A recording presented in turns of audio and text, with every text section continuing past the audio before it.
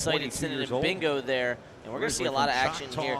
Leathers kind of holding center well first, but Burkert, very much known for her at Oklahoma front City offense, University and Grays Harbor and should be College. expected, right, as the 2017 WCAP influence, right, world with bronze primarily a lot of Greco guys there, that she Paris, would be France. so sound in that front head position. But we'll see if she can pick up her leg attacks as she did at the World Team Trials. Yeah, Burkert, she said it in Impressors. At the World Team Trials, she was as violent as I've ever seen anyone, and she's known for her gregarious nature as she gets a snap down, go behind for two. We'll finish that in a bit. So some good, solid action from Burkert. She gets the first 2 points of the match. They're still in parterre. Leathers needs to flatten out, which she does. Maintain her base, and they'll come back up to their feet, although there's a late push for a gut wrench. They're letting this play out.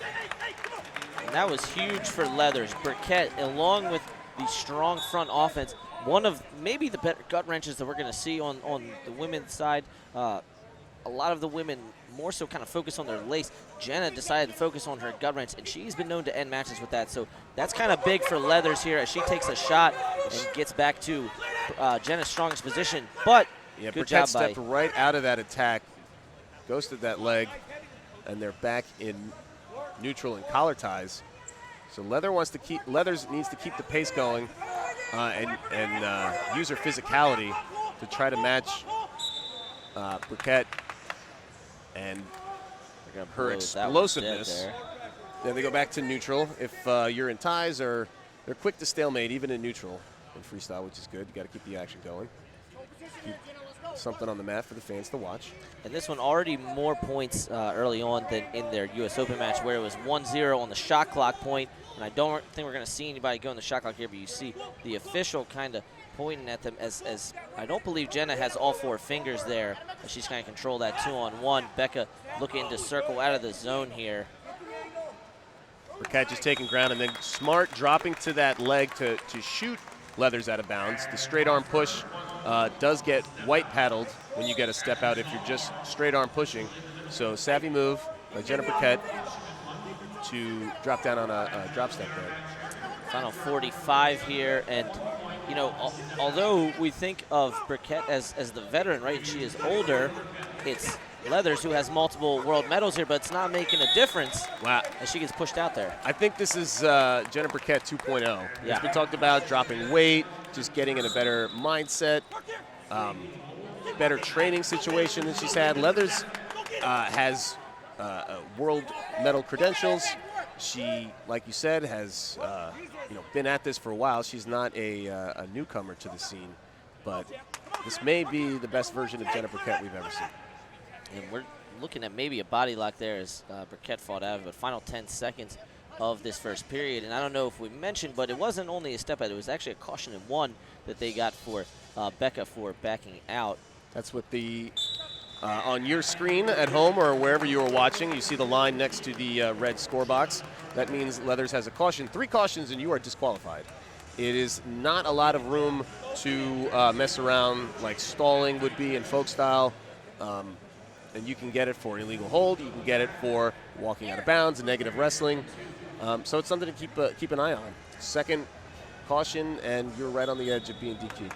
Absolutely. We expect an audience of not only diehards here, but we're trying to pull new people in. So good explanation by Spay there as the Leathers will come out to the match second. A couple Olympians in her corner, right? Kenny Monday, Coleman Scott. And I shouldn't even say Olympians. I should say Olympic medalists. That's right. As well. And Burkert had Coach Bruce Robinson, and the other coach, I believe, is Aaron Saraki. There's about 15 photographers blocking her off. But either way, whoever's coaching Jenna is doing a great job right now because she's up 4-0, 15 seconds into this second period, and back in her strongest position, this front headlock position. Leathers took a shot, but it wasn't strong enough. It didn't get through Burkett's head and hands.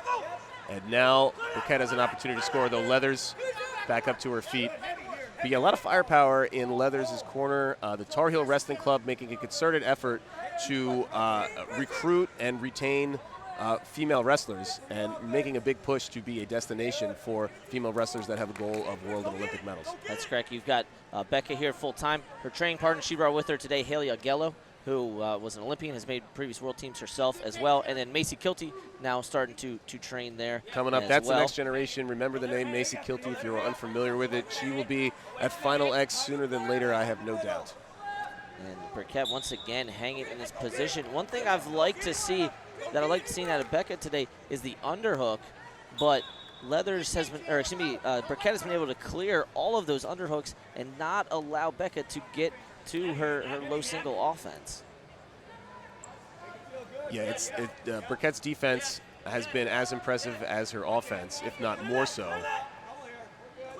As Leathers feeling the pressure now, she has about 95 seconds to mount a comeback, and 4 points are going to be tough. And you say mount a comeback. She scored 6 points in the second period of their open, and now the first 2 on the board. If she can get a turn here, she'll take the lead on criteria with 2 twos. Looked like Burkett kind of gave that up a little too easy, considering how tough she's been defending from neutral, as she takes a crossface right to the cheek there. So it was a 4-1 lead for Burkett going into the final 2 minutes here.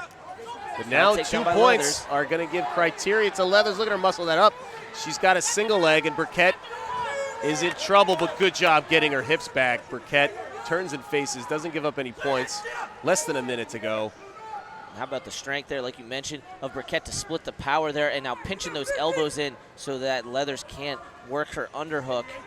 You see her tying up that right elbow of Leathers. Final 40 seconds to go here. Coleman Scott getting into it here.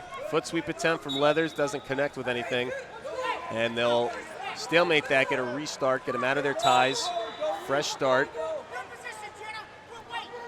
Clock ticking down to 30 seconds. Time on the side of Jenna Burkert. Leathers got to be careful here. She's getting driven over to the edge now, circling back in, going back to that underhook once again. Yeah, and I'm not sure if she's looking to go off balance here, looking to drop down to an ankle, what she's trying to do with this underhook.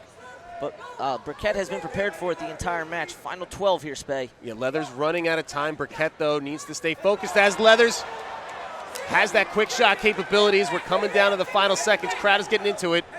But Burkett with that sprawl is going to be enough to save victory to Jenna Burkert. She takes the first one in our main event of Final X Rutgers. We're going to get another